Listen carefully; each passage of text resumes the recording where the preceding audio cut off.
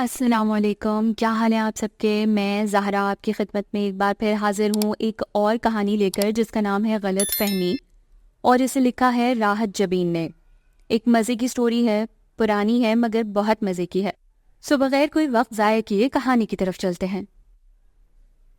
سارا آسمان سرمئی بادلوں کی آماج کا بنا ہوا تھا۔ تیز ہوا میں بکائی کے پیلے پتے جھڑ جھڑ کر کمروں کے اندر آنے لگے۔ اسی تیز ہوا نے دھلے دھلائے کپڑوں کا ناس کر دیا تھا۔ کئی کپڑے تار سے گر کر زمین بوس ہو گئے تھے۔ اسی آپی، بارش آئے گی۔ عقب سے ارم کی آواز سن کر عفیفہ کی جان جل گئی۔ ارے کسی سے اتنا نہ ہوا کہ کپڑے اتار کر اندر ہی رکھ دے، دھونے کی توفیق تو کیا ہی ہونی تھی۔ میں تو ابھی باہر آئی ہوں، ارم نے وضاحت کی۔ ہاں، کالج سے آ کر کھا لیا اور سو لیا، یہی تو کام ہے تمہارا۔ اس نے جلتے کرتے کپڑے اکٹھے کر کے اندر ڈھیر کیے۔ ارم نے بھاگ بھاگ کر باقی اشیاء سمیٹی۔ عفیفہ اندر آ کر کھڑکیاں بند کرنے لگی۔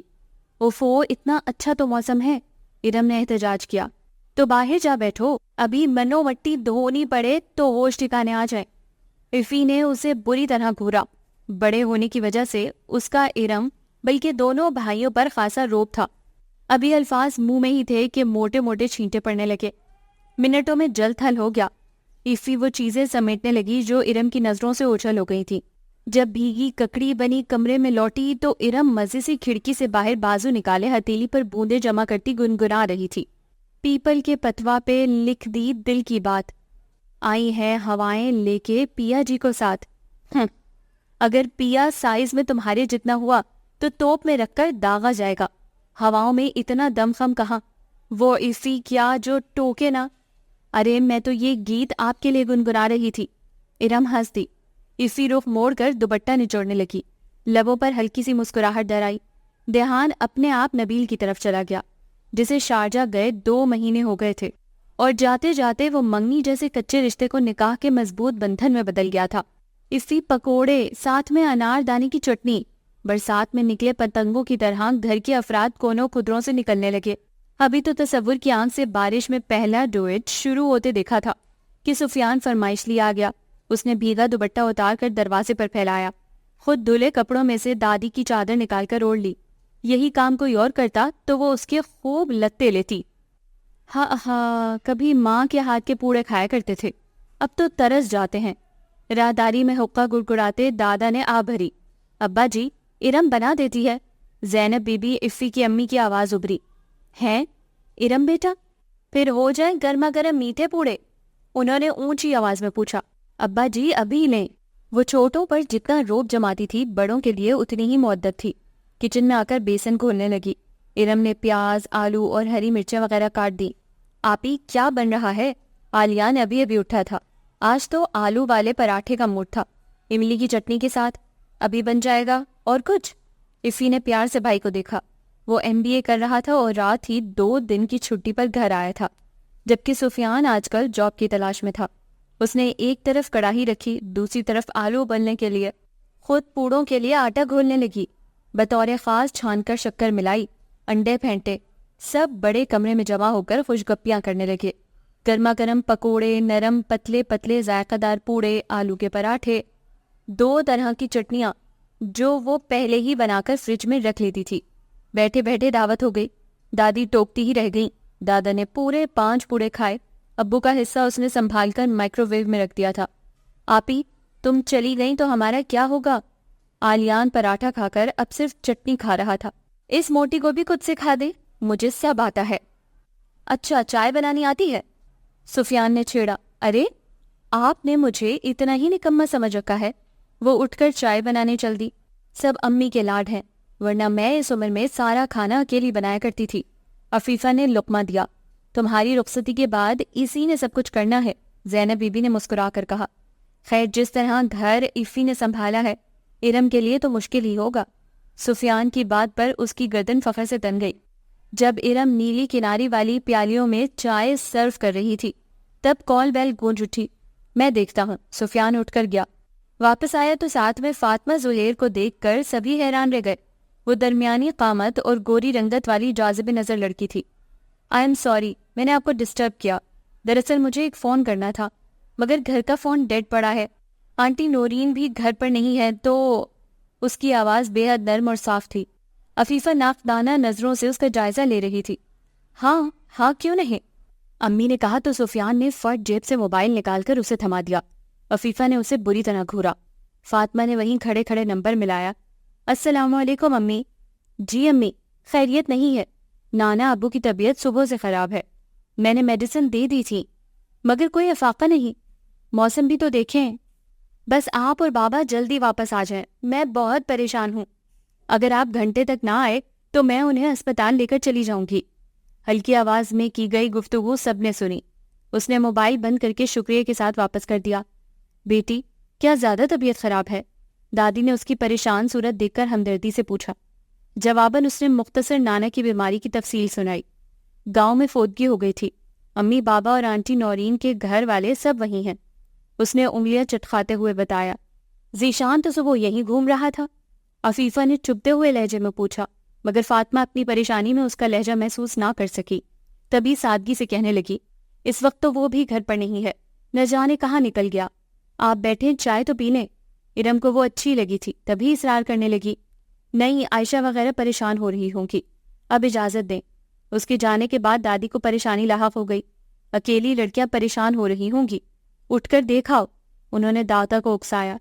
اوفو دادی، آپ کو پتہ تو ہے وہ لڑکیاں اتنی بھی اکیلی نہیں ہیں، خواہ مخواہ میں، عفیفہ نے تنک کر ٹوکا، مگر دادی کو چین نہ آیا، دادا کو اٹھا کر ہی دم لیا۔ وہ تھوڑی دیر کے بعد سفیان کو بلا کر لے گئے، لگتا تھا اس کے نانا کی طبیعت زیادہ خراب تھی۔ امی حد کرتی ہیں، سفیان کو بھیجنے کی کیا ضرورت تھی، ایسی لڑکیاں تو موقع کی تلاش میں رہتی ہیں۔ بس کر افی، سفیان کوئی میٹھی گولی نہیں ہے جسے وہ اٹھا کر منہ میں ڈال لے گی، دادی نے تسبیح نکالتے ہوئے ٹوکا، مکھی بنا کر دیوار سے ضرور چپکا دے گی، اس قسم کی لڑکیاں۔ دادی کی تنبیہی نگاہوں پر وہ بڑبڑاتے ہوئے پچھلے صحن میں نکل آئی، مگر ساتھ والا ٹیرس سنسان تھا، صحن میں سے بھی کوئی آواز نہ آ رہی تھی، یقیناً وہ لوگ سامنے والے حصے میں تھیں۔ یوں بھی یہ پچھلا ٹیرس سردیوں میں زیادہ آباد ہوتا تھا کہ یہاں دھوپ براہ راست پڑتی تھی، جبکہ گرمیاں کمروں میں یا سامنے والے حصے میں گزرتی تھی۔ وہ جھنجھلا کر اندر آ گئی۔ بارش کے تھمنے کے بعد ہلکی سی دھوپ نکل آئی تھی، آسمان پر ساتوں رنگ بکھرے تھے۔ ارم قوس و قزح کو دیکھ کر بچوں کی طرح خوش ہونے لگی۔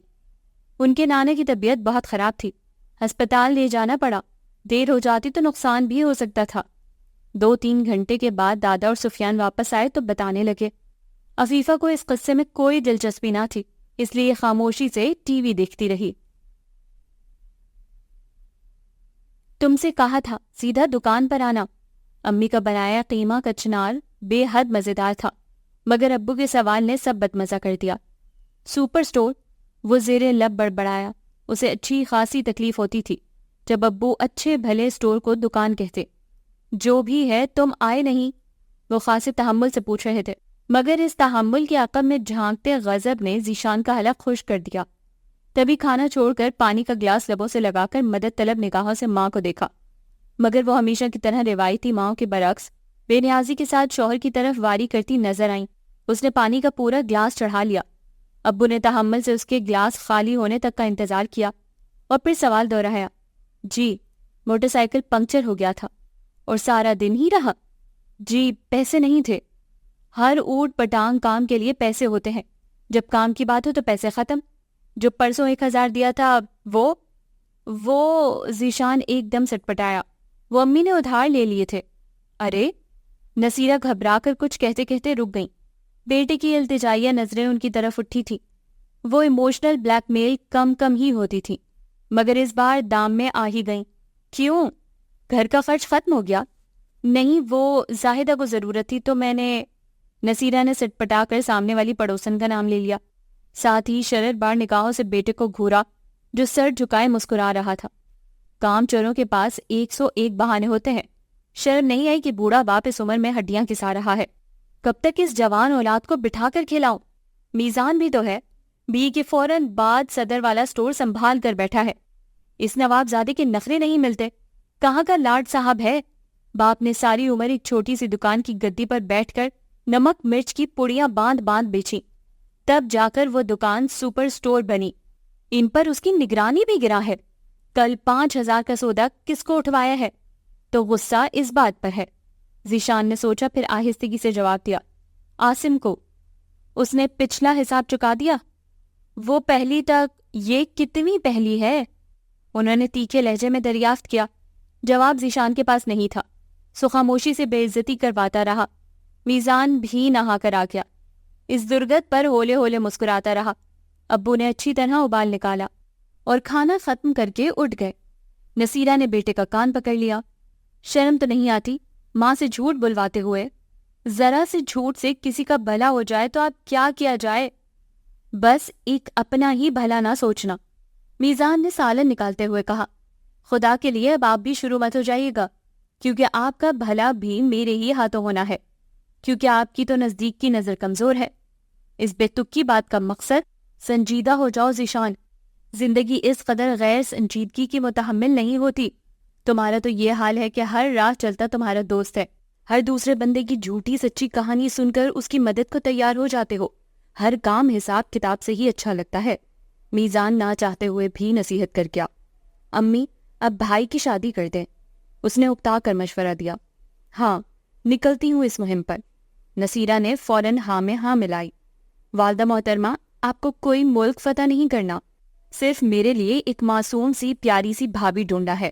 اس نے آرام سے ان کا دھیان دوسری طرف لگا دیا۔ یہ کوئی آسان کام ہے، صبح میرے ساتھ کلینک چلیے گا۔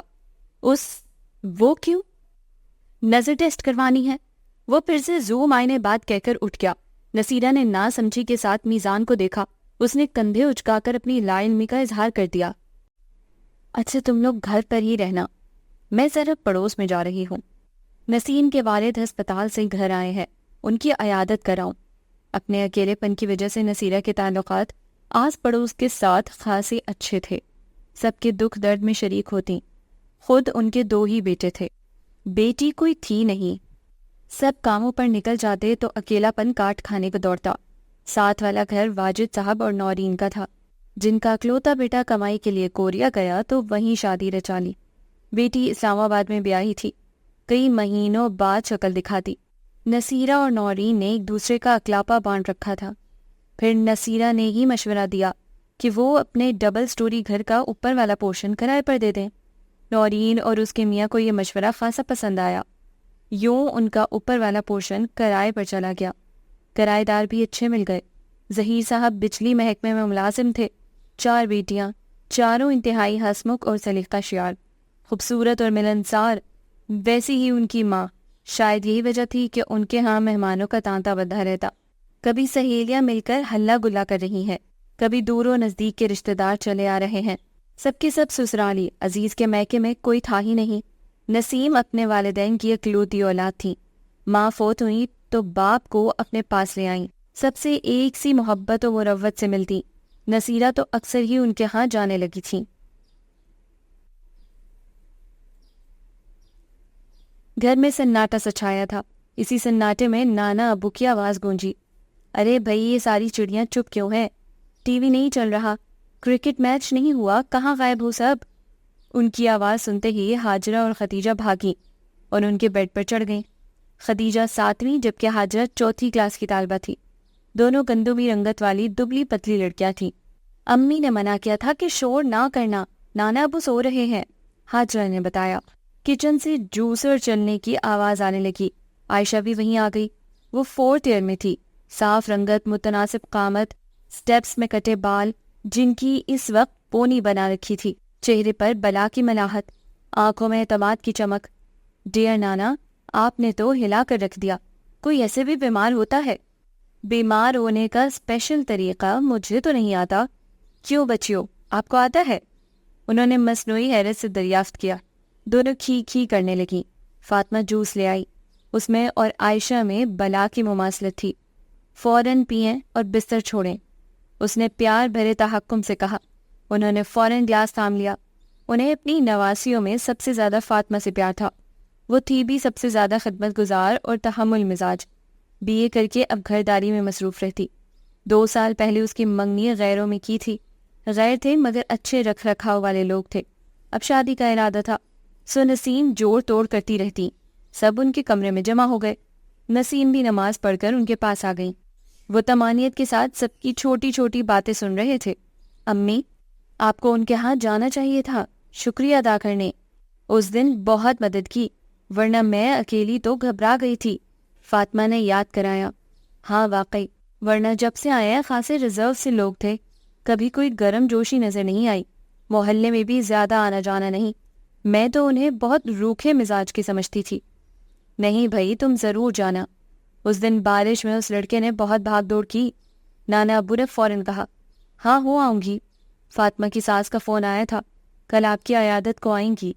عائشہ غولے سے کھنکاری تو فاطمہ نے اسے گھور کر دیکھا۔ بہت عرصے کے بعد چکر لگائیں گی، اچھے سے کھانے کا بندوبست کر لینا۔ یہ ماجد کہاں ہے؟ نانا نے مشورہ دینے کے ساتھ ہی پوچھا۔ اپنے کسی دوست کی طرف گئے ہیں، آتے ہی ہوں گے۔ باہر کال بیل گونج رہی تھی، سیڑھیوں کے اوپر ان کی الگ بیل تھی۔ ہاجرہ نے بھاگ کر دروازہ کھولا۔ نصیرہ اور نورین تھی، کچھ دیر نانا کے پاس بیٹھی، پھر نسیم انہیں دوسرے کمرے میں لے گئیں، جہاں معمولی کی بات چیت شروع ہو گئی۔ فاطمہ نے چائے کے ساتھ آلو کے کٹلیٹس بنائے تھے، امی کی چٹنی کے ساتھ دونوں نے مزے سے کھائے۔ نورین، آپ میرے ساتھ چلیے گا، کبھی ان کے گھر گئی نہیں، اکیلے جاتے عجیب سا لگ رہا ہے۔ یہاں آنے کے بعد میں نے ان کے ہاں سموسے بھجوائے تھے، دروازے پر پتہ نہیں کون تھا، واپس بھجوا دیے۔ نسیم نے کہا تو وہ ہنس دی۔ اس معاملے میں تھوڑا وہمی ہے، ویسے میرا آنا جانا تو ہے، کل چلیں گے۔ ہمیں تو کام دھندوں سے فرصت نہیں ملتی، ان کو دیکھو، کبھی کوئی آ رہا ہے یا جا رہی ہے، پتہ نہیں انہیں اتنی فرصت کہاں سے دستیاب ہوتی ہے۔ عفیفہ نے بے حد کڑ کر سوچا، جبکہ دیوار پار سے شور اٹھ رہا تھا۔ اوف آپی، آپ پر یہ کلر بہت سوٹ کر رہا ہے، یہ ڈریس ہے ہی پیارا، آپ نے پہن لیا تو میرا بنا دیجیے گا، ذرا خیال سے، کہیں تمہاری ساس شادی کی تاریخ ہی نہ طے کر دیں۔ عائشہ، قیمہ ابلنے کے لیے رکھ دو۔ خدیجہ، تم سے ابھی تک چاول نہیں چنے گئے؟ 16 سنگھار سے فرصت ملے تو ہی کچن کی طرف جائیں۔ زور سے کپڑا نچوڑتے ہوئے عفیفہ بڑبڑائی۔ جس دن سے یہ پڑوسی آئے تھے، ادھر آتی آواز، قیقی کرتی ہنسی، ماں کے ساتھ لڑکیوں کا دوستانہ تعلق، سہیلیوں کا گھر آنا، اسے سب کچھ ہی ناگوار گزرتا تھا۔ آپ کیوں چڑھتی ہیں؟ سب ہماری جیسی زندگی نہیں جیتے کہ مہینوں گزر جائیں گھر سے نکلنا نہیں ہوتا۔ مہمان ہیں تو بولے بھٹکے آئیں گے، سہیلیاں بلا بلا کر تھک جاتی ہیں، گھر بلانے پر بھی پابندی۔ ارم کے لہجے میں ہلکی سی تلخی در آئی۔ ارے، عفیفہ نے مڑ کر اسے دیکھا۔ بہت اچھا لگتا ہے لور لور پھرنا، سج سنور کر نکلنا۔ جس گھر میں جوان لڑکیاں ہوں وہ بھی ایسی آزاد خیال، وہاں اسی طرح رشتے ڈھونڈے جاتے ہیں۔ بہت افسوس ہوا آپی، لگتا ہے آپ کے اندر بھی دادی اور امی کی روح حلول کر گئی ہے۔ بالکل وہی خیالات، لگتا ہی نہیں کہ آج کی پڑھی لکھی لڑکی کی سوچ ہے۔ ارم کو سچ مچ افسوس ہوا تھا۔ لوگ ہماری طرح گھٹ گھٹ کر نہیں جیتے، زندگی کو زندگی سمجھتے ہیں، چھوٹی چھوٹی خوشیوں کو حق سمجھ کر وصولتے ہیں، ہماری طرح ترس نہیں جاتے۔ دادی کو بتاؤں، بہت زبان چلنے لگی ہے۔ عفیفہ نے کپڑا جھٹک کر تڑی لگائی۔ آپ کیا ان سے کم ہے؟ وہ کتابیں اٹھا کر اندر چلی گئی۔ یہ سب ان کا قصور ہے۔ کس کی بات کرتی ہو؟ دادی باتھ روم سے نکل کر آئی تھی۔ یہ ساتھ والیاں کل بیٹھک کی صفائی کر رہی تھی، نہ جانے کہاں سے آ رہی تھی۔ وہ کپڑے پھیلانے لگی۔ ہمیں کیا؟ دادی نے زیادہ توجہ نہیں دی۔ عفیفہ مایوس ہو کر اپنے کام میں مصروف ہو گئی، مگر دھیان دوسری طرف تھا۔ آج نہ جانے کون آیا ہے۔ یاد آیا، بڑے دنوں سے تمہاری خالہ کا فون نہیں آیا۔ اپنی ماں سے کہو بہن سے پوچھے نبیل کب واپس آ رہا ہے، کچھ تمہاری رخصتی کا کریں، کب تک بٹھائے رکھیں گے؟ دادی کی بات پر وہ خاموش ہو گئی۔ بہت دن ہوئے نبیل نے اسے بھی فون نہیں کیا تھا۔ شام کو نسیم نورین کے ساتھ آ گئیں، بہت مشکور ہو رہی تھی۔ ارے چھوڑو، ہمسائے ہی ہمسائے کے کام آتے ہیں۔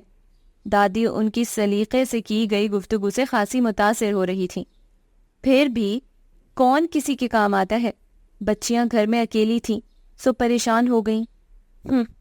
ماں کو سیر سپاٹوں سے فرصت ملے تب گھر میں رہے نا، عفیفہ نے اپنے ازلی انداز میں سوچا، جس کے بارے میں ارم کا خیال تھا کہ نہ جانے نبیل بھائی آپ کے زاویہ نگاہ کے ساتھ کیسے گزارا کریں گے۔ بظاہر وہ مسکرا کر انہیں کوک پیش کر رہی تھی۔ آنٹی فاطمہ وغیرہ کو بھی لے آتی، اس نے قدرے اخلاق بکارا۔ مہمان آئے تھے، ان کے جانے کے بعد بکھیرا سمیٹ رہی تھی۔ نسیم نے بتایا تو دادی اور زینب بی بی لڑکیوں کے بارے میں تفصیل پوچھنے لگی۔ جبکہ وہ آنٹی نورین کا جائزہ لے رہی تھی۔ توبہ، بڑھاپا آ گیا، پر ان کی میچنگ نہ گئی۔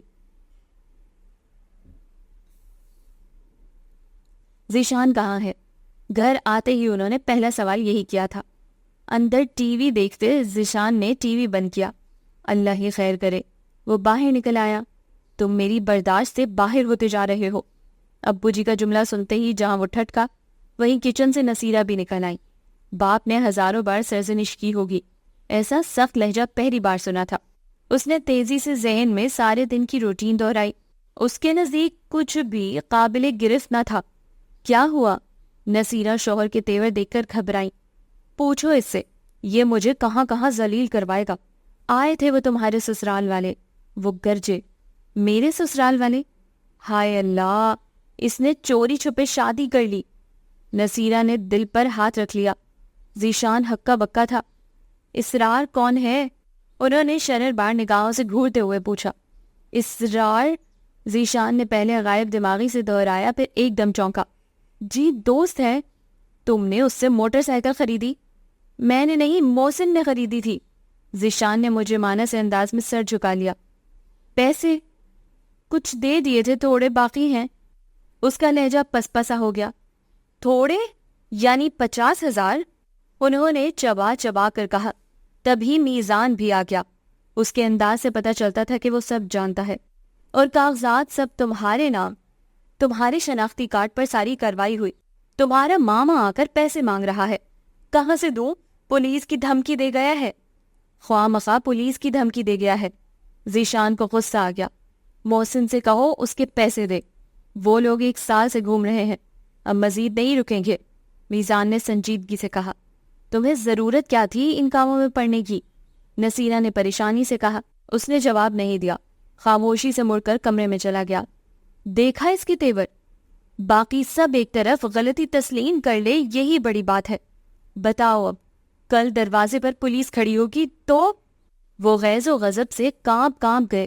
میزان نے آگے بڑھ کر انہیں تھام کر بٹھا دیا۔ آپ فکر مت کریں، میں اسے سمجھاتا ہوں۔ وہ خود بھی ذیشان کے پیچھے کمرے میں چلا گیا۔ یہ زمانہ ہے کسی کے ساتھ بھلائی کرنے کا۔ سال بھر سے وہ لوگ اس کے پیچھے ہیں، تھک ہار کر آج میرے پاس آئے۔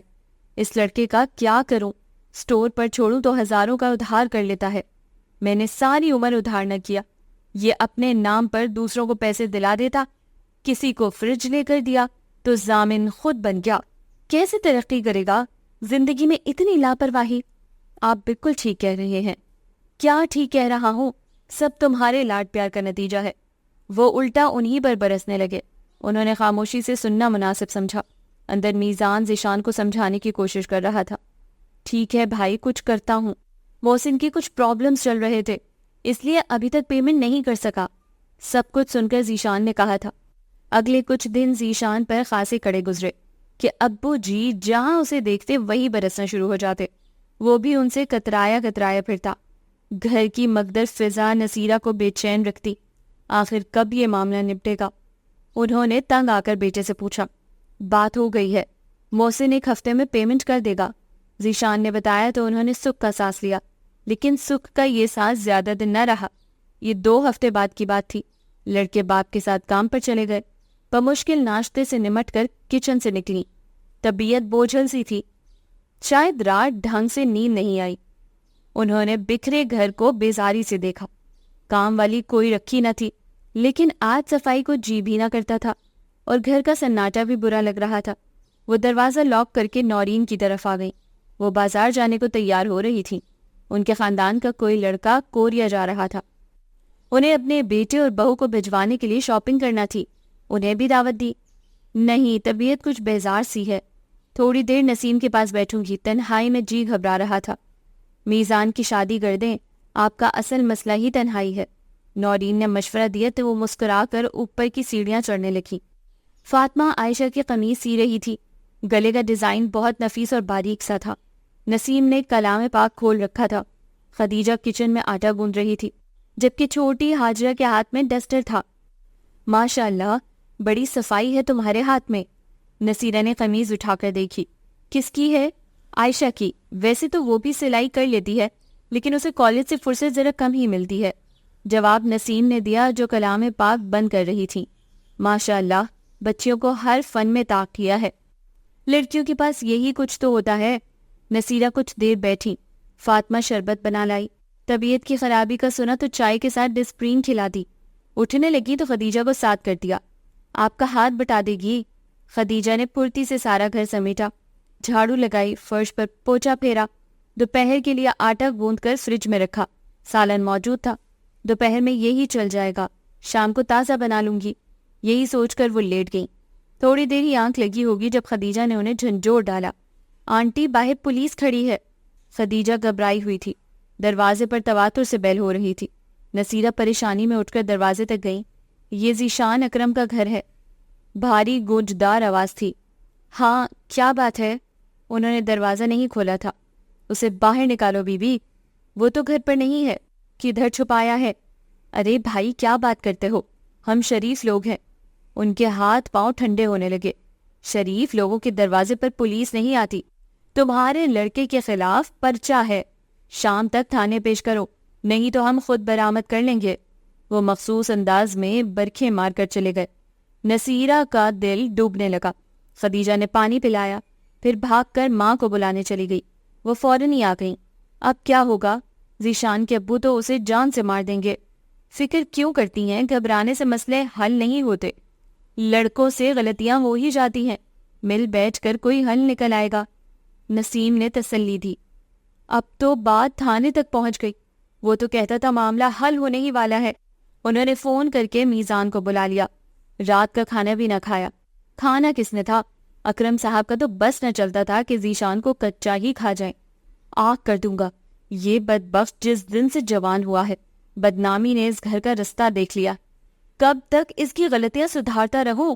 سارا محلہ باتیں بنا رہا ہے۔ مسجد جاتا ہوں تو لوگ پوچھتے ہیں پولیس آپ کے دروازے پر کیا کرنے آئی تھی؟ دل تو چاہتا ہے خودکشی کر لوں، یہ دن بھی دیکھنا تھا۔ نصیرہ نے بیٹے سے ایک لفظ نہیں کہا، وہ خود بھی ذیشان سے خفا تھیں۔ میزان نے کن دقتوں سے انہیں ٹھنڈا کیا۔ کاش میرا ایک ہی بیٹا ہوتا۔ اکرم صاحب نے بہت زیادہ ٹینشن لے لی تھی۔ ذیشان رات گئے گھر لوٹا، شاید اسے بھی خبر مل گئی تھی۔ آتے ہی کمرے میں گھس گیا۔ آ گیا وہ اشتہاری جس کی تلاش میں پولیس گھر پر چھاپے مار رہی ہے۔ اکرم صاحب کا بی پی اس کی آہٹ سن کر ہی شوٹ کر گیا۔ میزان نے انہیں تسلی دے کر بٹھایا۔ میں بات کرتا ہوں ابو جی۔ بات نہیں کرنی، اس سے کہو کل تک پیسے لا کر دے۔ جی۔ وہ ذیشان کے کمرے میں آیا جو بے توجہی سے کمپیوٹر سے چھیڑ چھاڑ کر رہا تھا۔ ایک نظر میزان کو دیکھ کر پھر سے کی بورڈ پر انگلیاں چلانے لگا۔ یار کیا ہے یہ سب؟ تم ابھی تک اتنا سا مسئلہ حل نہ کر سکے؟ میزان نے دانستہ ہلکے پھلکے لہجے میں بات شروع کی۔ ذیشان کیا کہتا کہ محسن مسلسل ٹال مٹول کر رہا ہے، آج دوں گا کل دوں گا کرتے کرتے یہ دن آ گیا۔ حقیقتاً وہ دوست کا بھلا کرتے کرتے خود گردن تک پھنس گیا تھا۔ یہ تو وہم و گمان میں بھی نہ تھا کہ بات اس حد تک پہنچ جائے گی۔ محسن کا نمبر دو، میں خود اس سے بات کروں گا۔ مجھے پہلے یہ معاملہ خود ہینڈل کرنا چاہیے تھا، تم نے تو پورا سال گزار دیا۔ میں کر لوں گا بھائی، اس نے جھنجھلا کر کہا۔ ذیشان بہت ہو چکا، ابو کی حالت دیکھ رہے ہو، کل کو پولیس پھر آ گھسے گی، اور تم اچھی طرح جانتے ہو گھر میں صرف امی ہوتی ہیں۔ میزان کے لہجے میں سختی در آئی۔ میں نے کہا نا میں کر لوں گا، مجھے ایک دن کی مہلت دیں گے؟ وہ بدلحاظی سے بولا۔ میزان کو غصہ تو بہت آیا مگر ضبط کر گیا۔ ٹھیک ہے، اس سے کہو اگر رقم کا بندوبست نہیں کر پا رہا تو موٹر سائیکل واپس کر دے۔ کچھ نہ کچھ تو کروں گا۔ وہ کمپیوٹر یوں ہی چلتا چھوڑ کر واش روم میں جا گھسا، گویا اس سے بات نہیں کرنا چاہتا تھا۔ بدتمیز۔ میزان اپنا غصہ دباتا باہر نکل گیا۔ جنگ میں شادی؟ نہ، میں تو نہیں جا سکتی، نہ مجھ سے اتنا لمبا سفر ہوتا ہے، پھر اتنے دور پرے کے رشتہ دار، انہیں ہم کہاں سے نظر آ گئے؟ نصیرہ نے تو سنتے ہی انکار کر دیا، مگر اکرم صاحب کا دل چاہ رہا تھا، اسی بہانے سب سے ملاقات ہو جائے گی، ہر کسی سے کٹ کر رہ گئے ہیں۔ تو آپ چلے جائیں، نصیرہ نے کہا تو وہ سوچ میں پڑ گئے۔ ٹھیک ہے، میں اور میزان جاتے ہیں، تو 2-3 دن سٹور کون دیکھے گا؟ نصیرہ میزان کو نہیں بھیجنا چاہتی تھی۔ 2 دن تمہارا سپوت نہ دکھ سکے گا، وہ صرف روٹیاں توڑنے کے لیے ہے، انہوں نے گرج کر کہا۔ پھر آپ نے ہی 100 نقص نکالنے ہیں، وہ بڑبڑائیں۔ ہاں، اس کی حرکتیں بہت اچھی ہیں، اب کہ پولیس آئی تو خود آگے کر دوں گا۔ نصیرہ کو برا لگا مگر کچھ بھی کہے بغیر اٹھ کر کچن میں چلی گئی۔ اکرم صاحب نے کتنے دنوں سے ذیشان سے بات بھی نہیں کی تھی، اب کیا کہتا ہے؟ اکرم صاحب نے غالباً میزان سے پوچھا۔ اسرار اور محسن سے بات ہو گئی ہے، کہتا ہے اب پولیس نہیں آئے گی، اس کے لیے یہی اچھا ہے یہ مسئلہ جلد حل ہو جائے۔ لیکن یہیں ان سے غلطی ہوئی، آگے بڑھ کر اس مسئلے کو خود نمٹانے کے بجائے ذیشان کے سپرد کر دیا، حالانکہ وہ اور میزان دونوں اس کی جذباتی طبیعت سے اچھی طرح واقف تھے۔ یہ ان کے جانے کے بعد دوسری رات تھی۔ ذیشان سارا دن گھر سے باہر رہا، رات کو خاصی دیر سے لوٹا اور آتے ہی کمرے میں بند ہو گیا، کھانا بھی نہیں کھایا۔ کھا کر آیا ہوں، ماں کے پوچھنے پر مختصراً کہا۔ وہ کچن وغیرہ بند کر کے لیٹ گئیں، لیکن 1 گھنٹے بعد ہی پولیس دروازے پر تھی۔ میں دیکھتا ہوں، وہ کمرے سے باہر تھا۔ اب کیوں آئے ہیں؟ تم مت جاؤ۔ نصیرہ ابھی سوئی نہیں تھی، اس کا بازو پکڑ لیا۔ بات تو کرنے دے۔ ذیشان نے بازو چھڑایا۔ ذیشان وہ تمہیں پکڑ لیں گے، میں بات کرتی ہوں۔ وہ خود دروازے کی طرف بڑھ گئیں۔ ذیشان نے اشارہ کیا کہ مت کھولیں۔ کدھر ہے وہ تمہارا پھنے خاں بیٹا؟ وہ گھر پر نہیں ہے۔ کدھر بھاگے گا اور کتنی دیر تک؟ ہاتھ لگ گیا تو ہڈی پسلی ایک کر دوں گا۔ بدماشی کرتا ہے، پہلے پیسے کھائے پھر سر پھاڑ دیا۔ نصیرہ نے گھبرا کر بیٹے کو دیکھا، وہ لب چبا رہا تھا۔ اچھی بھلی بات چیت میں گرما گرمی آ گئی تو اسراف، محسن اور ذیشان میں ہاتھا پائی ہو گئی۔ مائی، تمہارا بیٹا اشتہاری ہے، اشتہاری، باہر نکال دو ورنہ گھر میں گھس کر تلاشی لیں گے۔ ذیشان نے آگے بڑھنا چاہا، نصیرہ نے ہاتھ جوڑ دیے۔ بھائی آہستہ بات کرو، یہ شریفوں کا گھر ہے، شریفوں کے گھر بار بار پولیس نہیں آتی، ایسے عزت دار تھے تو پہلے معاملہ رفع دفع کیا ہوتا۔ ہمیں کوئی شوق نہیں گھروں میں گھسنے کا، پر شریفوں والے کام بھی تو ہوں۔ ذیشان، میرے بچے، تو ساتھ والوں کے گھر کود جا۔ وہ بری طرح گھبرا گئی تھیں۔ خواہ مخواہ کود جاؤ، کوئی بات ہے کرنے والی؟ ذیشان بگڑا۔ ارے تجھے لے جائیں گے، بہت مارتے ہیں۔ اف ہو، یہ کوئی انڈیا کی فلم چل رہی ہے، کیوں گھبرا رہی ہیں؟ کچھ نہیں ہوتا۔ نصیرہ اسے کھینچ کر اندر لے آئیں۔ جلدی جلدی نسیم کو فون کر کے مختصر لفظوں میں بات بتائی۔ صبح تمہارا باپ سنبھال لے گا، ابھی نکل جا، تجھے اللہ کی قسم۔ ذیشان ماں کی بات مان لے۔ امی، بغیر وارنٹ کے گھر میں نہیں گھس سکتے۔ اور کیا تھانے کچہریوں میں لوگ نہیں جاتے؟ تمہیں کیا پتا، ان کے پاس وارنٹ ہو، دیوار پر لانگ کر آ جائیں۔ زندگی میں پہلی بار ایسی سچویشن سے پالا پڑا تھا۔ ان کے ہاتھ پاؤں پھول رہے تھے۔ انہی کی کھینچا تانی اور افراتفری نے ذیشان کو مجبور کر دیا۔ نسیم نے باہر کے کمرے کا دروازہ کھول دیا تھا۔ وہ دیوار پھلانگ کر ادھر چلا گیا۔ نسیم نے اسے نانا ابو کے کمرے میں بٹھا دیا۔ ارے جوان، اتنی سی بات سے گھبرا کر؟ نانا ابو مذاق کرنے لگے۔ وہ کچھ شرمندہ ہو گیا۔ میں نہیں، امی گھبرائی تھیں۔ وہ اسے اپنی جوانی کا اسی سے ملتا جلتا قصہ سنانے لگے۔ نسیم چائے لے آئیں۔ ذیشان 2-3 گھنٹے بیٹھا اور جب نصیرہ کی تسلی ہو گئی کہ پولیس واپس چلی گئی ہے تو اسے بلوا لیا۔ وہ دیوار ہی کے راستے واپس چلا آیا۔ پورا چاند بکائی کی شاخوں کے عین اوپر جگمگا رہا تھا۔ روح پہلی چاندنی ریشمی تھان کی طرح پوری کائنات پر بکھرتی خوابدیدہ جذبے جگا رہی تھی۔ کیسی ہو؟ تمہارے بنا ادھوری۔ بوجھل سی سرگوشی نے دوسری طرف بے چینی جگا دی۔ وہ کرسی سے اٹھ کر کھڑی ہو گئی۔ چاند عین اس کی نظروں کے سامنے تھا اور دور بیٹھا نبیل اس سے اپنی بےتابی بیان کر رہا تھا۔ وہ ہمیشہ اسی وقت فون کرتا تھا جب سارا گھر سو چکا ہوتا۔ اسی مقصد کے لیے اسے موبائل فون تحفتاً دیا گیا تھا۔ عفیفہ نے بس ارم کے سونے کا انتظار کیا، پھر موبائل لے کر چپکے سے اوپر چلی آئی۔ بس اب کچھ ہی دن ہیں، جدائیوں کا کٹھن سفر تمام ہونے کو ہے۔ اب کہ واپس آؤں گا تو تم میرے ساتھ ہوگی۔ ہمیشہ یوں ہی کہتے ہو۔ کچھ مجبوریاں تھی جانم۔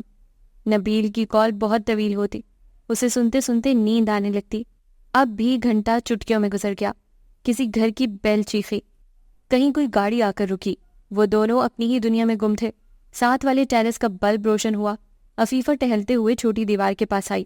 اب بس کرو نبیل، صبح اٹھنا بھی ہے۔ وقت کافی ہو گیا تھا، آخر عفیفہ ہی کو ٹوکنا پڑا۔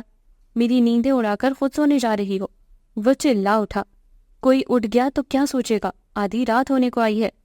یک دم کوئی سایہ نمودار ہوا اور ساتھ والوں کے گھر کود گیا۔ اوپر موجود واحد کمرے کا دروازہ کھلا.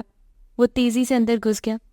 چند لمحوں کا کھیل تھا، مگر بلب روشن ہونے کی بنا پر وہ ذیشان کو پہچان چکی تھی. دروازہ کھول کر اندر گھسانے والی کون تھی؟ عفیفہ دیکھ نہ سکی، بس اپنی جگہ سن سی کھڑی بند دروازہ دیکھتی رہی. یہ چند لمحوں کا کھیل نظروں سے اوجھل ہی رہتا جو وہ دیوار کے پاس نہ کھڑی ہوتی. نبیل دوسری طرف پکار رہا تھا، مگر وہ گنگ سی کھڑی تھی. نبیل سمجھا لائن کٹ گئی ہے. اس نے رابطہ منقطع کر دیا. عفیفہ بمشکل خود کو سنبھالتی نیچے آئی. ایسی بے شرمی، ایسی جرت!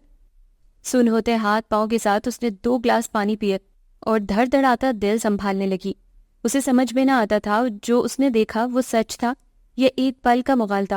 وہ سمجھی تھی کہ ساتھ والے گھر کی لڑکیاں آزاد خیال ہیں، مگر آوارہ مزاج بھی ہیں یہ معلوم نہ تھا.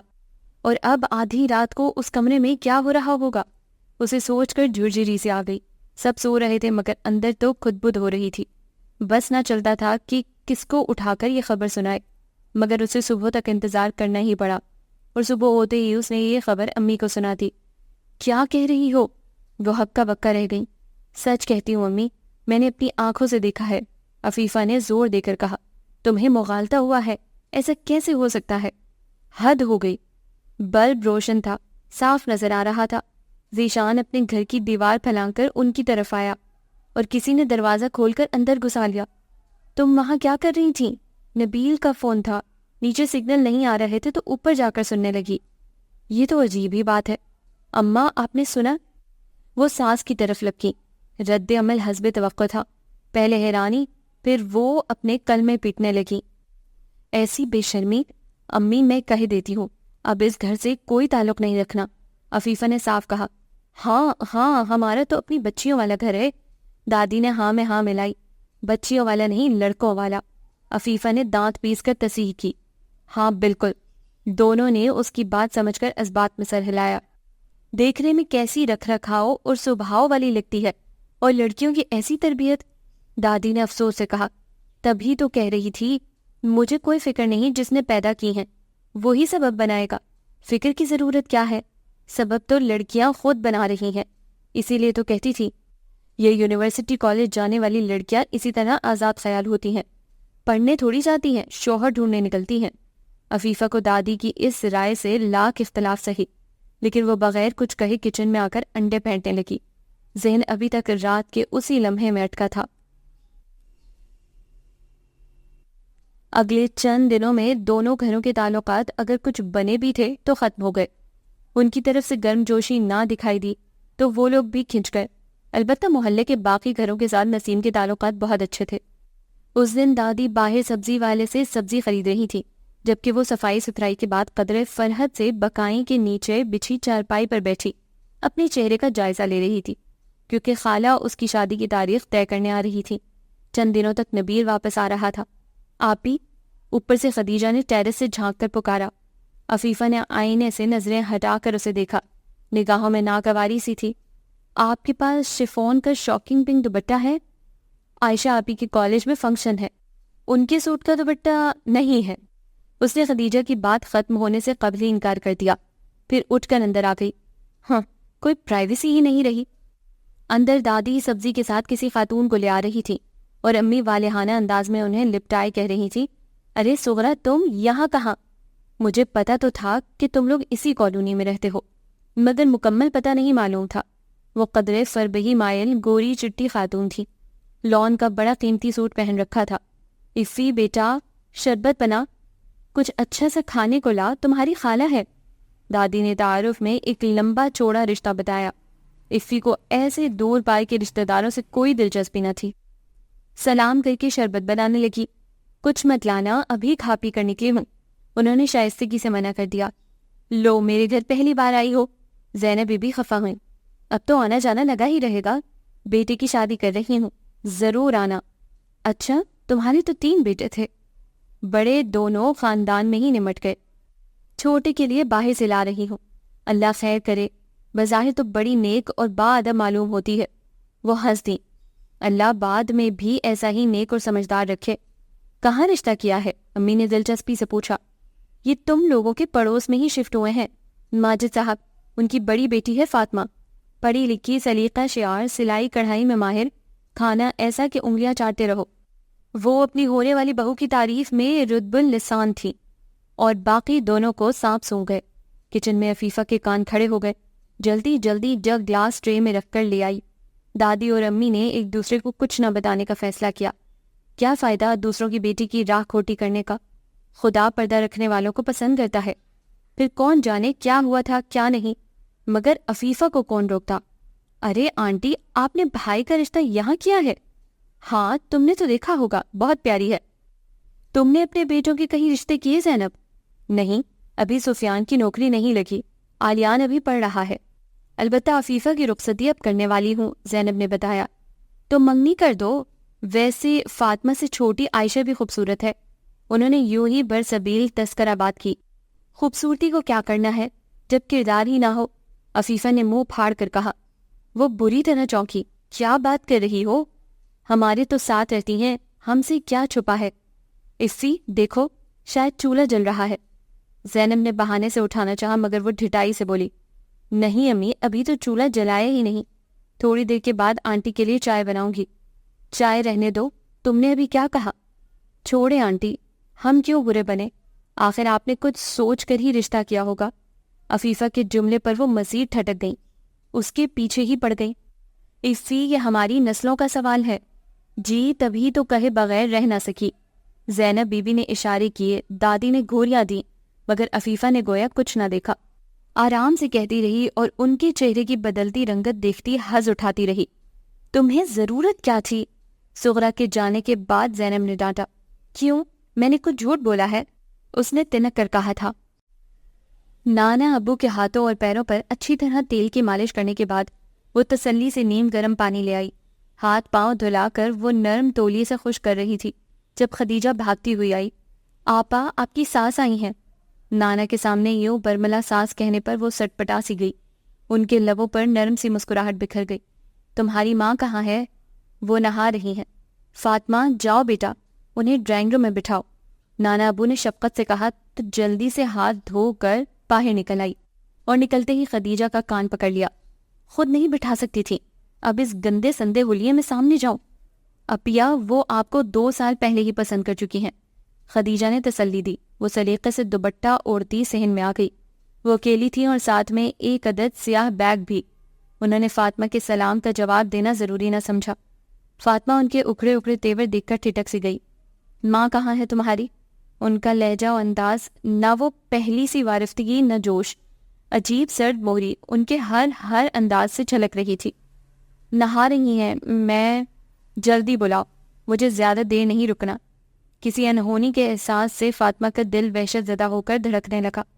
اس نے جا کر واش روم کا دروازہ دھڑدھڑایا۔ اب کپڑے بھی پہننے دو گی؟ جھنجھلائی ہوئی آواز آئی۔ غالباً خدیجہ انہیں پہلے ہی بتا گئی تھی۔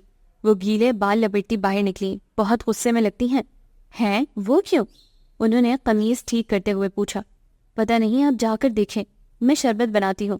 فاطمہ کچن میں آ گئی۔ عائشہ کالج گئی تھی، حاجہ اپنا ہوم ورک کر رہی تھی۔ وہ دھڑکتے دل کے ساتھ شربت بنانے لگی۔ برف کے کیوبز کئی بار ہاتھ سے پسلے۔ وسیم کی امی کے تیور بہت بدلے ہوئے تھے۔ وہ ٹرے لے کر ڈرائنگ روم کی طرف بڑھی، پھر دروازے میں ہی ٹھٹک گئی۔ تقدیر کی اپنی ہی چال ہوتی ہے، ہمیشہ اچانک اور چپ کے سے وار کرتی ہے۔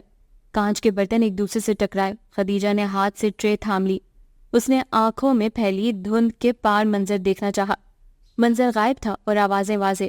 یہ کیا کہہ رہی ہیں؟ کس نے آپ کو بہکایا ہے؟ یہ بھینچی ہوئی خوفزدہ آواز کس کی تھی؟ میں نے بہو لانی ہے، زمانے کا گن نہیں سمیٹنا۔ نہ زمین پھٹی نہ آسمان کا کلیجہ شق ہوا، بس ایک عفت و آب بیٹی کی نیک نامی کی دھجیاں اس کے اپنے ہی گھر میں اڑائی گئیں۔ کون لوگ ہوتے ہیں جو بنا تصدیق دوسروں پر الزام دھرتے ہیں؟ وہ بھی اتنا گھناؤنا الزام؟ وہ لڑکھڑاتے قدموں سے پلٹی۔ آنکھوں میں ایسی دبیر دھند تھی کہ نہ خدیجہ کے کانپتے لب دکھائی دیے، نہ نانا ابو کا پیلا پڑتا چہرہ۔ اسے تو رستہ بھی دکھائی نہ دیتا تھا۔ اندھوں کی طرح ٹٹول کر آگے بڑھی، پھر نہ جانے کس نے اس کے کانپتے وجود کو سنبھالا۔ اور کون ہوتے ہیں جو بنا تصدیق اس الزام کی صداقت پر ایمان لے آتے ہیں؟ آپ کو یہ رشتہ ختم کرنا ہے تو 100 بار کریں، مگر یوں الزام تراشی مت کریں۔ عائشہ کی آواز بہت دور سے آئی۔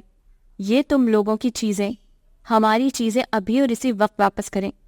میری بات سنیں، ان کے ابو کو تو آنے دیں، ہمیں صفائی کا موقع تو دے۔ امی کیوں گڑ گڑا رہی ہیں؟ کس بات کی صفائی؟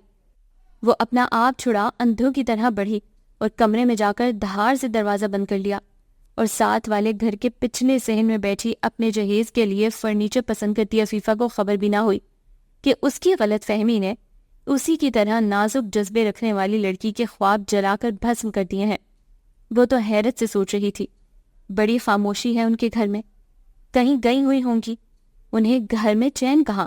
عفیفہ کی بات سن کر تسبیح کرتی دادی نے تنفر سے کہا، امی دیکھیں یہ ڈیزائن کیسا ہے؟ عفیفہ نے کیٹلاگ آگے کیا تو دادی بھی متوجہ ہو گئیں۔ یہ تو بہت مہنگا ہوگا۔ دادی کے اعتراض پر عفیفہ کا منہ بن گیا تو ماں فوراً بول اٹھی، ہمیں کون سا 6-7 بیانی ہے؟ ارم کی باری تو 6 سال بعد آئے گی، جیسا پسند کرو گی ویسا ہی بنوا دیں گے۔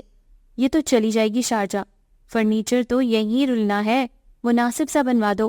دادی کا مشورہ دل کو لگا، عفیفہ بھی سوچ میں پڑ گئی۔ واقعی مہنگا ہو یا سستا میرے کس کام کا؟ برتنا تو ساس نندوں نے ہے، بہتر ہے نہ ہی بنواؤں۔ اس کی جگہ زیور اور بنوا لیتی ہوں، نبیل سے مشورہ کروں گی، وہی روک سکتا ہے۔ ٹھیک ہے دادی جان، بعد میں دیکھیں گے۔ اس نے کیٹلاگ بند کیا اور ساتھ والے ٹیرس کو دیکھنے لگی۔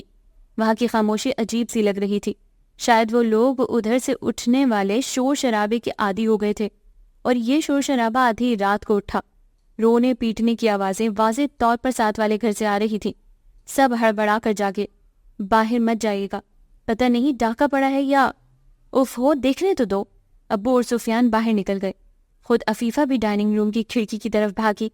گھروں کے دروازے کھل رہے تھے، آنے واحد میں سارا محلہ جمع ہو گیا، عورتیں مرد۔ ان کے ہاں جو بزرگ رہتے تھے وہ فوت ہو گئے۔ کسی نے بآواز بلند اطلاع دی، اوہ تو ان کے نانا ابو؟ عفیفہ نے اندر آ کر دادی اور ماں کو اطلاع دی۔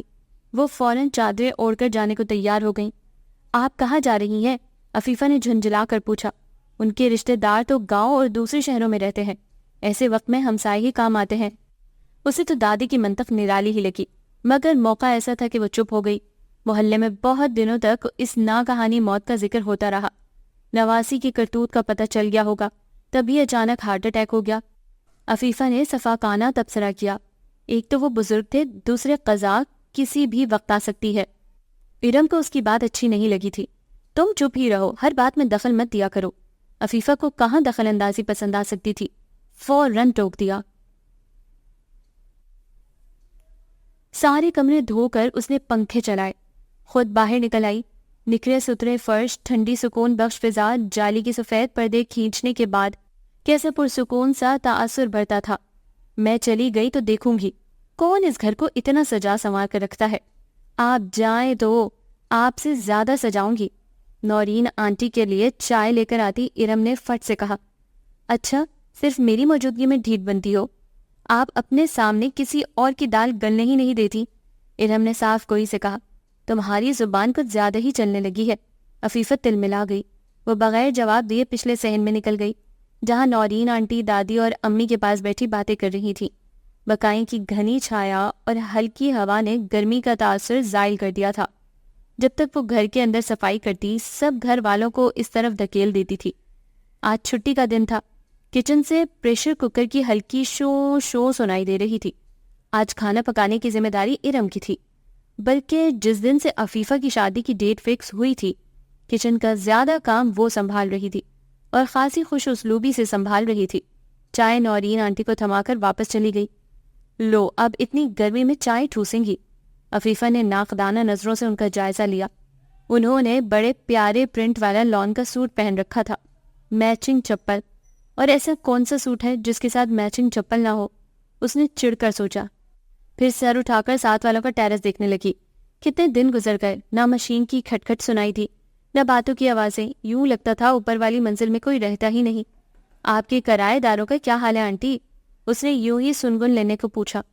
بس حادثہ ہی اتنا اچانک ہے کہ بیچارے اب تک سنبھل ہی نہ سکے، انہوں نے آہ بھر کر کہا۔ خیر سے بڑے میاں کھا پی کر اولاد کی خوشیاں دیکھ کر رخصت ہوئے ہیں۔ دادی کی منطق پر عفیفہ کو ہنسی آ گئی، مگر جو حادثہ ان کی موت کا سبب بنا وہ بھلانے والا نہیں۔ چہیتی نواسی کی منگنی ٹوٹا اور وہ بھی اس طرح۔ منگنی ٹوٹ گئی؟ وہ کیوں؟ عفیفہ سب سے پہلے بول اٹھی، ساتھ ہی معنی خیز نظروں سے دادی اور ماں کو دیکھا۔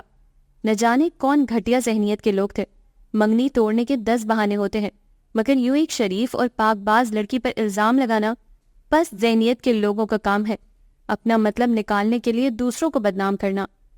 رائی ہوتی ہے تبھی پہاڑ بنتا ہے، لوگ پاگل تو نہیں کہ اپنی طرف سے قصہ گھڑ لیں، کچھ نہ کچھ تو دیکھا ہوگا۔ عفیفہ چہک کر بولی، نہیں افی بیٹا، بہتان تراشی گناہ ہے۔ انہوں نے نرمی سے ٹوکا، بہتان کیسا؟ میری تو آنکھوں دیکھی ہے، ایسی شریف اور پاک باز ہیں تو وہ کون ہے جو آدھی رات کو دیوار پھلانگ کر ان کے گھر آتا ہے؟ وہ عفیفہ ہی کیا جس کی زبان پر آئی بات رک جائے؟ امی اور دادی کی گھوریاں بھی کام نہ آئیں۔ ارے چھوڑو، ہمیں کیا لینا دینا؟ ماں نے بات ٹالنا چاہی مگر وہ پوری بات کہہ کر رکی۔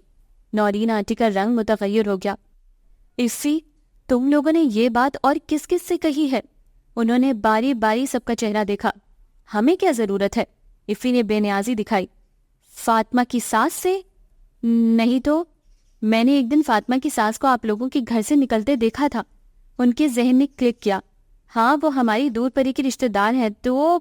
دادی نے کچھ کہنا چاہا، انہوں نے تیزی سے بات قطع کی۔ تو آپ لوگوں نے یہ زہر ان کے کانوں میں انڈیلا ہے۔ آپ خواہ مخواہ ہمیں الزام مت دیں، جس نے جو بویا ہے وہی کاٹے گا۔ عفیفہ کا لہجہ تیز ہو گیا۔ چپ کر جاؤ، تمہیں اندازہ بھی ہے کہ تم نے کیا کیا ہے؟ زندگی برباد کرتی ہے اس معصوم لڑکی کی۔ یوں بغیر سوچے سمجھے، بغیر تصدیق کے اس کے خلاف زہر اگلنا عقل مندی تھی؟ سال بھر سے وہ لوگ میرے ساتھ رہ رہے ہیں، ایسی کوئی بات ہوتی تو میری نظر میں نہ آتی۔ نورین آنٹی کی آواز اونچی ہو گئی۔ وہ جو میں نے ذیشان کو… وہ احمق لڑکی… نورین آنٹی نے دانت پیستے ہوئے سارا واقعہ گوش گزار کر دیا۔ جب ساری بات ختم ہوئی تو تینوں ساکت نظروں سے ایک دوسرے کو دیکھ رہی تھی۔ تمہاری جلد بازی نے اس لڑکی کے سارے خواب نوچ لیے، اس کے راستے میں کانٹے ہی کانٹے بچھا دیے۔ میں تم سے کیا کہوں افی، خود محسوس کرو۔ 2 سال سے جس شخص کے ہمراہی کے خواب دیکھے وہ یوں گھناؤنا الزام لگا کر چھوڑ جائے تو اس نازک دل لڑکی کے پاس کیا بچا ہوگا؟ سوچو، اگر اس کی جگہ یہ سب تمہارے ساتھ ہوا ہوتا۔ بلا ارادہ عفیفہ کی نگاہیں ٹیرس کی طرف اٹھ گئیں اور ان کے ساتھ جڑا چھوٹا سا ٹیرس اتنا دور بھی نہ تھا کہ نورین آنٹی کی بلند ہوتی آواز وہاں کھڑی فاطمہ ظہیر تک نہ پہنچتی۔ یہ ہے میرے ارمانوں اور نیک نامی کے قاتل؟ اس کی نگاہیں سوال کر رہی تھی۔ عفیفہ نے اس کے کپ کپاتے لب اور فقط چہرہ دیکھا، اس کا جی چاہا زمین پھٹے اور وہ اس میں سما جائے۔ فاطمہ تیزی سے ہٹ گئی، فضا میں صرف حزن و ملال کا رنگ رہ گیا۔ نورین نے نصیرہ سے سب کہہ دیا تھا۔ وہ گمسم سی ان کا چہرہ دیکھتی رہ گئی، پھر سر جھکا لیا، لیکن نورین ان کی آنکھوں سے چھلکتے آنسو دیکھ چکی تھی۔ انہوں نے دھیرے سے نصیرہ کے ہاتھ پر اپنا ہاتھ رکھا۔ اس میں آپ کو کوئی قصور نہیں ہے نصیرہ، میری کوئی بیٹی نہیں، لیکن اس لڑکی کا دکھ اپنے دل پر محسوس کر رہی ہوں۔ نادانستگی میں صحیح اس بچی کے لیے آزار کا باعث تو بنے ہیں۔ پھر ان کے نانا، مجھے تو محسوس ہوتا ہے ان کی موت کی ذمہ دار بھی ہم ہیں۔ اس لڑکی کی ذمہ داری اور میری جلد بازی نے کیا کچھ کر ڈالا۔ میں تو ان بچوں سے آنکھ ملانے کے بھی قابل نہیں رہی۔ کیسی ہنستی کھیلتی خوش مزاج بچیاں تھیں، ہر وقت رونق سی لگائی رکھتی۔ میں سوچا کرتی تھی کاش ایسی ہی کوئی میری بھی بیٹی ہوتی۔ اور اب چپ گمسم ان کے گھر کے سناٹے پر پہلے تو افسوس ہوتا تھا، اب وجہ پتہ چلی ہے تو بے چینی اور دکھ ہونے لگا ہے۔ وہ دلگیر لہجے میں کہتی چلی گئی، بڑی بات ہے، اور جن کی وجہ سے یہ سب ہوا انہیں شاید احساس بھی نہیں۔ نورین خود بھی دکھی تھی۔ کاش اس دن میں نے ذیشان کو نہ بھیجا ہوتا یا نسیم ہی انکار کر دیتی، لیکن میں اتنا ڈر گئی تھی کہ اور کچھ سوجا ہی نہیں۔ شاید فاطمہ کے مقدر میں یہی سب تھا۔ اب دعا کریں ان لڑکیوں کے نصیب جلد کھل جائیں، اللہ کرے۔ دونوں بہت دیر تک بیٹھی دکھ و افسوس کا اظہار کرتی رہیں۔ نورین چلی گئیں تو نصیرہ نے خود کو روزمرہ کے کاموں میں مصروف کر لیا، مگر کسی بھی کام میں دل نہ لگا۔ دیہان تو فاطمہ میں ہی اٹک گیا تھا۔ بھنڈیاں بھی اچھی نہ بنی، چاول بھی بیٹھ گئے، رائتہ سلاد بنایا ہی نہیں۔ والدہ، بہت بھوک لگ رہی ہے۔ ذیشان شور مچاتا آ گیا۔ نکال لو، انہوں نے بیزاری سے کہا اور برآمدے میں آ کر بیٹھ گئیں۔ اس واقعے کے بعد سے ذیشان خاصا ذمہ دار ہو گیا تھا۔ روز اسٹور پر جاتا، اگرچہ اس نے سارا کام سنبھال لیا تھا، پھر بھی ماجد صاحب احتیاطاً ساتھ ہی چلے جاتے تھے کہ ابھی بھی انہیں ذیشان کی طرف سے دھڑکا ہی لگا رہتا کہ اپنی لاپرواہی سے کوئی نقصان ہی نہ کر دے۔ وہ دوپہر کا کھانا گھر آ کر کھاتا اور باپ کے لیے اسٹور پر لے جاتا۔ میزان کا اسٹور دور پڑتا تھا، اس لیے وہ دوپہر کو گھر نہیں آتا تھا۔ واہ، کیا کھانا ہے! چاول تو 5 اسٹار کو مات کر رہے ہیں، اور بھنڈی، یقیناً یہ بھنڈیوں کا قیمہ نئی ڈش ایجاد ہوئی ہے۔ ایسی شاندار ذائقہ دار کھانے کے ساتھ رائتے سلاد کی ضرورت تو یوں بھی محسوس نہیں ہوتی۔ چپ کر کے کھاؤ۔ انہیں ذیشان پر غصہ آنے لگا۔ میں تو چپ کر کے کھا لوں گا، کیا ابا حضور بھی کھا لیں گے؟ یہ سب تمہاری وجہ سے ہوا ہے۔ وہ اٹھ کر کچن کے دروازے میں آ گئی۔ یہ بھنڈیوں کا قیمہ؟ اس نے بھویں اچکا کر پوچھا۔ فاطمہ کی منگنی تمہاری وجہ سے ٹوٹی ہے۔ وہ پھٹ پڑی۔ ہے؟ میرا فاطمہ کی منگنی سے کیا تعلق؟ ذیشان ہکا بکا رہ گیا۔ تعلق ہے، انہوں نے ساری بات بتائی۔ ذیشان کے چہرے کے تاثرات گہری سنجیدگی میں ڈھل گئے تھے۔ میں اس قدر شرمندہ ہوں کہ ان لوگوں کا سامنا بھی نہیں کر سکتی۔ وہ رو دینے کو تھیں۔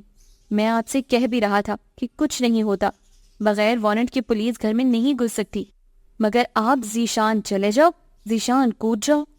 ہاں، اب دو ماں کو الزام، اپنے کرتوت نہیں پتا۔ غصہ کسی نہ کسی سمت تو نکلنا ہی تھا۔ اب بخش بھی دیں۔ اس نے چمچ پلیٹ میں پٹخا۔ تمہیں کیا پتا میرے دل کو پنکھے لگے ہیں، کسی پل چین نہیں۔ جو کچھ بھی ہوا ہماری وجہ سے ہوا۔ فاطمہ کے نانا بھی اسی صدمے سے چل بسے۔ سوچ سوچ کر میرا دماغ معوف ہو رہا ہے۔ دماغ نسیم کا معوف ہوا تھا، ذیشان کا نہیں۔ کچھ دیر کے بعد آہستگی سے بولا، اگر نقصان ہماری وجہ سے ہوا ہے تو تلافی کر دیں۔ کیسے؟ انہوں نے بیٹے کی شکل دیکھی تو وہ مسکرا دیا۔ اسی لیے کہتا ہوں، آپ کی نزدیک کی نظر کمزور ہے۔ کھانا پیک کر دیں، بلکہ رہنے دیں، ابو جی کا پارا ہی ہائے ہوگا۔ مگر تم کچھ کہہ رہے تھے؟ وہ بیٹے کے اچانک کھڑے ہونے پر جھنجھلا گئیں۔ سوچ تو لینے دیں، کفارہ غلطی سے زیادہ تو نہیں؟ وہ انہیں الجھتا چھوڑ کر چلا گیا۔ خوشی خوشی شادی کی تیاری کر رہی تھی۔ اب تو سب کچھ مان پڑ گیا، کسی کام کسی چیز میں دل نہ لگتا۔ دھیان تھا کہ دیوار پار بھٹکتا رہتا۔ شادی کے سرخ جوڑے میں کسی کے ارمانوں کا خون ٹپکتا محسوس ہوتا۔ زیور کی چمک دمک میں کسی کی آنکھوں کی ماند پڑتی جوت چھلکنے لگتی۔ میک اپ کا سامان خریدتی تو فاطمہ کا پیلا چہرہ نظروں کے سامنے آ جاتا۔ ارے تمہیں ہوتا کیا جا رہا ہے؟ نہ کسی کام میں دھیان، نہ شوق، نہ لگن، ایسی بے دہانی۔ دادی بڑبڑانے لگتی اور عفیفہ سوچتی، وہ بھی تو میرے ہی جیسی ہے، وہی ارمان، وہی خواب، سب کیسے بھول بھال گئے ہیں، لیکن کباب وہ بھول سکتی ہے، اور میں جس کی وجہ سے یہ سب ہوا۔ کبھی کبھی اسے لگتا وہ عفیفہ نہیں فاطمہ ہے، اور نبیل اسے چھوڑ گیا ہے۔ وہ گھبرا کر نبیل کو فون کرنے لگتی۔ کیا ہے یار، اب دن کتنے ہیں؟ اتنی بےتابی کیوں؟ وہ کام میں مصروف جھنجھلا جاتا تو عفیفہ شرمندہ ہو جاتی۔ سوری، میں نے تو بس یوں ہی۔ تمہیں ہو کیا گیا ہے؟ رنگت دیکھو کیسی پیلی پڑ رہی ہے۔ یکدم ماں نے گھیر لیا۔ امی، میرے دل سے فاطمہ کا خیال نہیں جاتا۔ عفیفہ نے بے بسی سے بتایا۔ جو ہونا تھا ہو گیا، اب بس بھی کرو۔ کیا اسی کو لے کر بیٹھی رہو گی؟ انہوں نے لاپرواہی سے کہا۔ میں نے اسے کتنا بدنام کر دیا، اب اسے کون بیاہنے آئے گا؟ تم اپنے بیاہ کی فکر کرو، جو اس کے مقدر میں ہوگا مل جائے گا۔ تم کیوں باوی ہو رہی ہو؟ امی، اگر ہم سفیان کے لیے فاطمہ کو… پاگل ہو گئی ہو؟ سفیان کی تو ابھی نوکری بھی نہیں لگی۔ وہ بدک کر پیچھے ہٹی۔ تو کیا ہوا؟ بات تو کی جا سکتی ہے۔ عفیفہ پرجوش ہوئی۔ فضول باتیں مت کرو، میں نے شروع سے سفیان کے لیے تمہاری خالہ کی لڑکی کو سوچا ہے، اب ختم کرو اس موضوع پر کوئی بات اور نہیں سنوں گی۔ خواہ مخواہ دوسروں کے لیے ہلکان ہونے کی ضرورت نہیں، انہوں نے سختی سے ٹوک دیا۔ ضروری تو نہیں کہ جو بوجھ وہ اپنے دل پر محسوس کر رہی تھی وہ دوسرے بھی کریں۔ اس کی ہر کوشش بیکار گئی۔ جیسے جیسے اس کی شادی کے دن قریب آ رہے تھے، بے کلی میں اضافہ ہو رہا تھا۔ اس بوجھ کے ساتھ میں خوش رہ سکوں گی؟ اپنی مہندی کی صبح عفیفہ نے افسردگی سے کہا۔ ارد گرد شور اور ہنگامہ تھا، مہمانوں کی آمد شروع تھی۔ مجھے سورا خالہ کے گھر جانا ہوگا، میں انہیں ساری بات بتاؤں گی۔ میری جلد بازی نے جو کانٹے فاطمہ کی راہ میں بکھیرے ہیں وہ مجھے ہی چننے ہیں۔ اس نے مصمم ارادہ کیا، مگر کسی نے مہندی کے دن گھر سے نکلنے ہی نہ دیا۔ اب بھاگی جاؤ گی؟ لوگ کیا کہیں گے؟ بتا دوں گی سب کچھ سغرا کو، تم تو ودا ہو۔ ماں نے دانت پیس کر کہا۔ لیکن اسی شام نورین آنٹی مٹھائی کا ڈبہ لے آ گئیں۔ یہ مٹھائی نصیرہ نے خاص طور پر ان کے لیے بھجوائی تھی۔ خیر سے نصیرہ کو گھر بیٹھے ایسی اچھی بہویں مل گئیں، سلیقہ شعار، ہنس مکھ اور پڑھی لکھی لڑکیاں یقیناً اس کے گھر کو جنت کا نمونہ بنا دیں گی۔ میزان کا رشتہ فاطمہ اور ذیشان کا رشتہ اس سے چھوٹی عائشہ کے ساتھ طے ہو گیا ہے۔ تم لوگوں نے تو کسر نہیں رکھی، پر تقدیر کے تو اپنے ہی فیصلے ہوتے ہیں۔